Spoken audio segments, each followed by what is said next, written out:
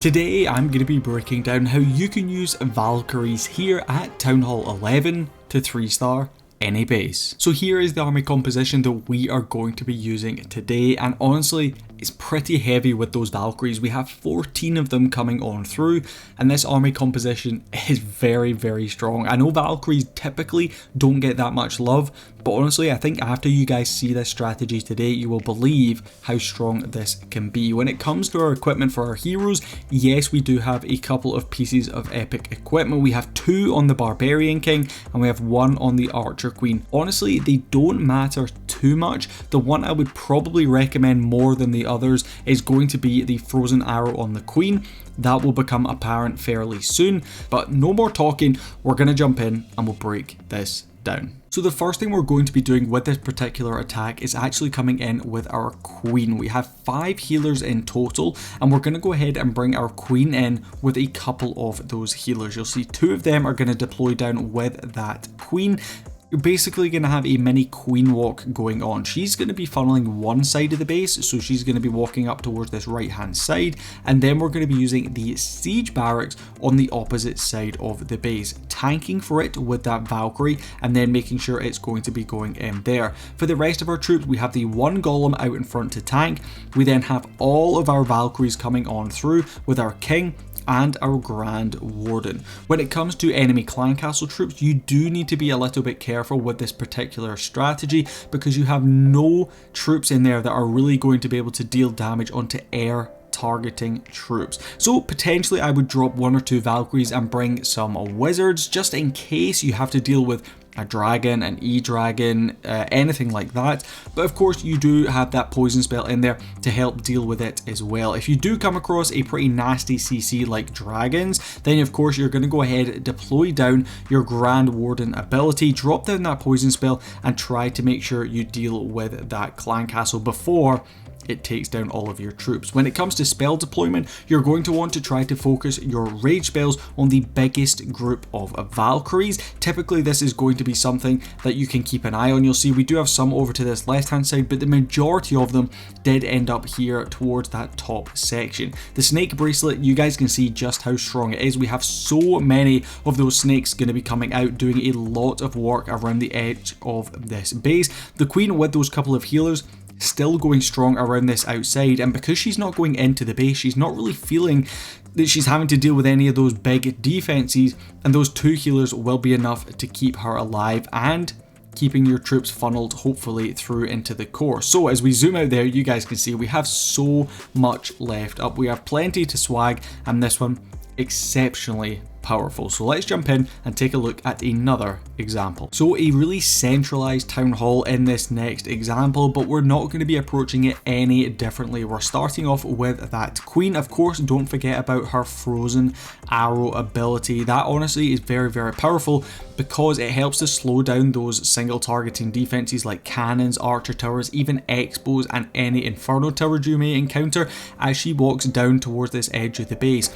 In all 3 of these replays, we really do rely on the Queen pretty heavily, and you guys definitely should consider doing that as well. Siege Barracks going to be coming in from this opposite side of the base. We did end up actually freezing up the single target Inferno because it locked onto that P.E.K.K.A pretty early on, but once that funnel is created with our Queen and with our Siege Barracks towards that top section of the base, we can get going with the next portion of our attack, which of course is going to be the Valkyries. We've got the golems coming out in front, we have the Valkyries and the rest of our heroes coming on through to support.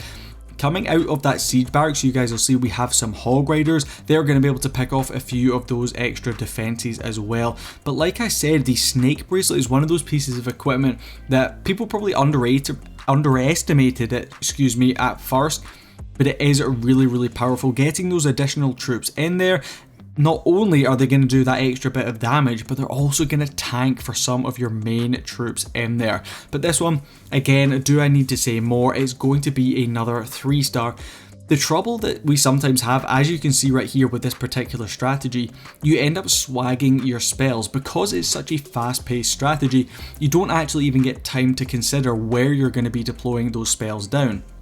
So what you can do if this is for a war attack, or even if you're trophy pushing, use those 30 seconds or the infinite amount of time you get before a war attack to plan out where you're going to use your spells, where are the really heavy sections of the base, where you're going to potentially encounter enemy heroes, enemy clan castle troops, stuff like that. So you can say, right, I'm going to deploy this heal spell down here because my Valkyries are going to be taking a lot of splash damage or a lot of, you know, single targeting defenses onto them, and this is where my rage is going to go because I need to get through this portion of the base very, very quickly. So potentially think about that before you dive straight into the attack, but we do have time for one more example. And swinging on through to that last one, a very strange base actually with the double single target infernos in the core.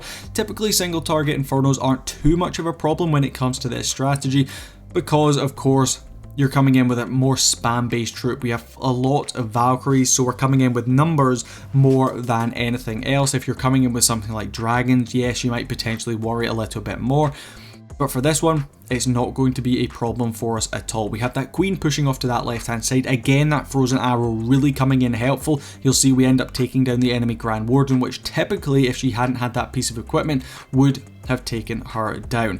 Thinking about our spells much earlier in this attack, we're raging everything up to get us through these single target infernos in the core. Unfortunately, our troops end up walking the wrong direction, but it's not a problem for us. We're just going to keep on top of things and try to use our spells as and when we need them.